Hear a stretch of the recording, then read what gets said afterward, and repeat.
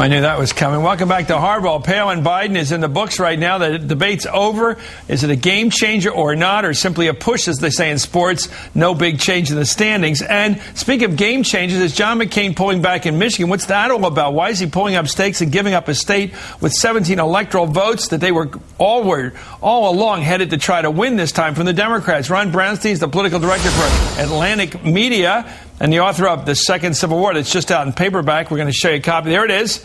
This guy's the best in the business. You and Baltz, I think, are the two best now. Rick Hertzberg's the senior editor of The New Yorker, a friend of mine. Rick, thank you for joining us. I want you both to look at something. Maybe this is comic relief or tragic relief, but let's take a look, before we get to the polls on who won the debate last night, something that Governor Palin proposed last night. It came out of nowhere. It had something to do with enlarging the role of the constitutional role of the vice presidency within the Senate somehow. Let's look at this and what she said. Of course, we know what a vice president does, and that's not only preside over the Senate, and we'll take that position very seriously also. I'm thankful that the Constitution would allow a bit more authority given to the vice president also, if that vice president so chose to exert it in working with the Senate. And making sure that we are supportive of the president's policies, and making sure, too, that our president understands what our strengths are. I don't know, Rick, what constitutional powers that she's claiming here before taking the office, assuming she gets elected, but there's nothing in the Constitution about any powers for the vice president. The vice president has no power, executive or legislative, except for breaking a tie. What is she talking about here?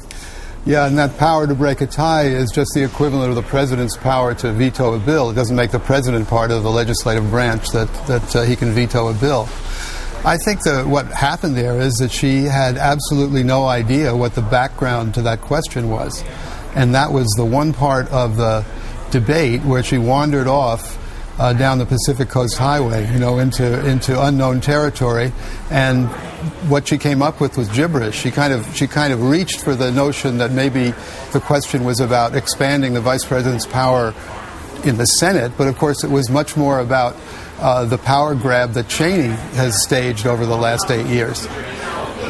Yeah, I wonder, Ron, what do you make of it? I found it fascinating because it was the one part of the speech that wasn't scripted, it wasn't memorized, it wasn't recited, it was thinking out loud, which I find fascinating. And I don't think we know exactly what she was referring to. Obviously, there was this brief assertion by the Cheney team that the vice president was part of the legislative branch and thus not subject to laws that affected the executive branch or exempt from it. I don't know if that's what she was talking about. I guess we have to await further clarification from the governor of Alaska. Pushed her on this point. Let's see what she says in further exploration of this new role of the vice president in the Senate.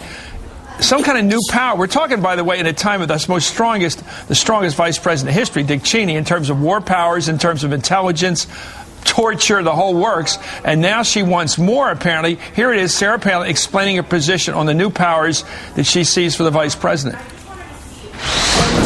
Do you believe, as Vice President Cheney does, that the executive branch does not hold complete sway over the office of the vice presidency? That is, it is also a member of the legislative branch? Well, our founding fathers were very wise there in allowing through the Constitution much flexibility there in the office of the vice president, and we will do what is best for the American people in tapping into that position and ushering in an agenda that is supportive and cooperative with the president's agenda in that position.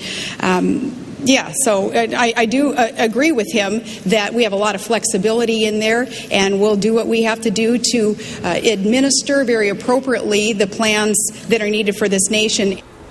Once again, I hear the pattern of the way we used to answer questions about books we didn't read in book questions at school. If you didn't read the book, you give a lot of words and try to fill out the blue book. But what's she saying there? There was a lot of words and very little meaning. I don't think we know what she was saying. She wasn't saying anything there. I mean, there she was desperately trying to get through that question. But what exactly she means, as I said, I don't think we know. We're going to have to explore it further. I mean, the idea that there is this vast hidden well of institutional power of the vice presidency that has not been plumbed in the 8 years of the Bush-Cheney administration seems a little incredible. But, I don't think we know exactly what she's referring to. Do you think she overheard a conversation with the vice president's people, Addington or Schuneman, or one of these people that is a vice presidential type, and she's heard them talking about how they want more power and she's into that? Or, Rick, this is serious business. This is almost like precious bodily fluids here we're talking about. A conversation that has no history before it, but may have a history ahead of us if she gets the job. Well, I think she was grabbing at two straws. I mean, when you begin an answer by praising the wisdom of the founding fathers, that often means you have no idea where you're going. And then she wanted to agree with Cheney without getting anywhere near specifics. She must have had a vague idea that there was some danger in going too far, getting specific and agreeing with Cheney. But Chris, I think you may be imagining that she had more thoughts in her head than she actually did.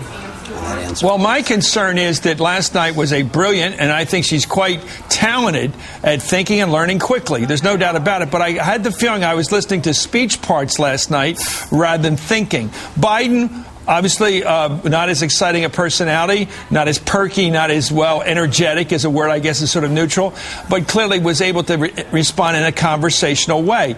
There was nothing conversational about her. She was reciting speech parts queued up by Gwen Eifel's fairly predictable questions. Gwen stuck to the main channel of questions that could have been predicted by briefers. I thought she was just doing a briefing run-through last night, and it was scary that people were impressed by it, but apparently the viewers thought Biden still won. What do you think? Who won last night? Rick? Well, I think Biden won in the end. In a similar way to the way Obama won in the end. The commentariat, all of us, I guess, we're grading this thing on a curve. You know, we were completely tied up with the whole expectations game, and she did do better than expected. But most viewers, I think, watched this as if it was actually fresh and had nothing to do with what had gone before. You know, I think Palin did herself a lot of good in terms of the public image of her. I mean, it was sliding very much in the wrong direction. ABC, Washington Post, 60% said she was not prepared to be president. And I think, on balance, people probably felt more comfortable with her at the end of the debate than they did at the beginning. But I thought Biden was much more effective than Palin at delivering the core message of his campaign. In fact, I thought Biden was more effective than Obama was in the debate Friday night in making the central argument, the Democratic argument, the country is off on the wrong track because of George Bush's policies, and John McCain represents an extension of those policies. He effectively returned to that over and over again. Now, the closest thing for Palin was moving to this very ideological argument that Obama represents big government and big taxes. Clearly, I think that is a direction that McCain wants to go moving forward. I mean, they have an ad that really emphasizes that. But overall, I thought Biden was much more effective in laying out an agenda and especially laying out a case against the other side, whereas Palin mostly was effective in sort of resolving, I think, some, or at least softening some of the doubts about her own. Thank you, Ron Bradstein. Thank you, Rick Hertzberg.